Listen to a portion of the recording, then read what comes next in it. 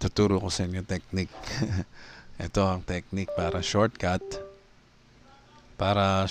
sa para shortcut dumami ang iyong recruit or direct referrals. Okay? So, tignan nyo kung mag-work ito, no? I'm sure mas madali ito gawin kaysa dun sa usual na ginagawa nyo. Okay. So, ito yung website ko, no? Mamaya i-explain ko sa inyo kung bakit nandyan ako sa website ko. Unang-una, um, 'di ba tuwing magre-recruit tayo, gusto natin ma-recruit natin yung friends natin, no? O kakausapin natin 'yan or maybe sa phone or sa chat, okay? Sa Messenger. Actually, hindi mo na kailangan mag-explain sa kanya about Live Good. Wag ka na mag-explain, mas maganda. Ang sasabihin mo lang ganito. Friend, meron akong i-email sa'yo. Pwede ko ba makuha email mo? At napaka-importante nito. Sabihin mo sa akin kung maganda, ha? Meron kang marireceive na email. Meron akong magandang importanteng email sa'yo. So, email lang pala ang kailangan mo. Yan lang. Email lang ang hihingin mo sa friend mo. That's it. Pag tinanong, ano ba yung i-share mo? Sabihin mo na. Hindi pwede kailangan i-email ko sa'yo. Basta, napaka-importante makita mo ito. Ganun lang. Pag kinulit ka, ano ba yan? Sa email mo na malalaman. Okay. Yang email na yan, hindi mahirap ibigay yan. I'm sure, okay, 90 to 100% ibibigay yan ng friend mo sa'yo. Okay? So, nakuha mo na email niya. Nakuha mo na email niya, no? Well done. Yun lang naman eh. Email lang naman ang kailangan natin dito eh. Ano pang pahirapan ang gagawin? Hindi mo na in-explain sa kanya yung opportunity dahil pag in-explain mo yan, malamang hindi yan makikinig sa'yo. Mas tatanggihan ka niyan, no? Pag sinabi mong negosyo or opportunity, baka tanggihan ka niyan. So, mahalaga makuha mo talaga yung email niya. And then, anong gagawin mo sa email niya? So, ready na, no? Ito na yung website mo. Ang gagawin mo dyan, punta muna tayo sa Live Good Tour natin. Yung landing page na binigay sa atin ng Live Good. No? Explain ko sa inyo to, ha?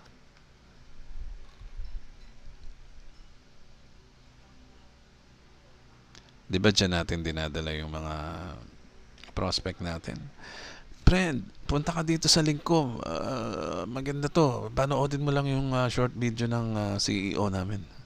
Pagka ganyan, alam mo yung mga tao, hindi agad-agad dyan makikinig sa'yo. Bigyan mo ng link, hindi yan i-click. Ayan, kagaya nito. Di ba? Ganyan ang link natin na ibinibigay sa kanila. Subukan mo ibigay yan, hindi yan papansinin. 50-50, hindi yan na i-check, no? Ngayon, ikaw na ang pumunta dito. Di ba? Nakuha mo na yung email niya, no? Di ba? Pag nakuha mo na yung email niya, syempre, alam mo naman yung name and surname niya, no? Kaibigan mo eh. Ikaw na ang magpapasok dito. Okay? Pero, warning, no? Warning. Hindi nyo pwede basta-basta ipasok agad galing sa link na ganito. Okay? Delikado yan. Madidetect tayo ng system ng Live Good. Sabihin, ginagawa mo yan, ha? Bawal yan. Ikaw pala nagpapasok ng names and email address ng mga tao, ha? Bawal yon, okay? Wag nyong gagawin. Wag nyong ipapasok agad dito sa link nyo. Okay? Sigurado masususpend ka or matatanggal ka sa negosyo ng Live Good pag ginawa mo yan. So, ano ang dapat natin gawin? Ayan. Ito na ngayon ang dapat mong gawin. Kaya tayo mayroong website para doon manggagaling yung source. No, yung source manggagaling pareho na. Doon manggagaling yung link papunta dito sa landing page natin. Paano yun, Reg? Hindi ko maintindihan. Sige, tuturo ko sa inyo. Don't worry.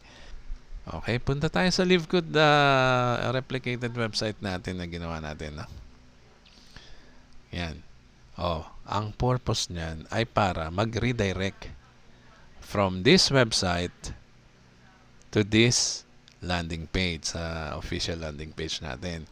Kaya naman, meron tayo dito. Ayan, nakikita nyo yung source na yan sa baba, left, sa bottom left corner. Nakikita nyo yan?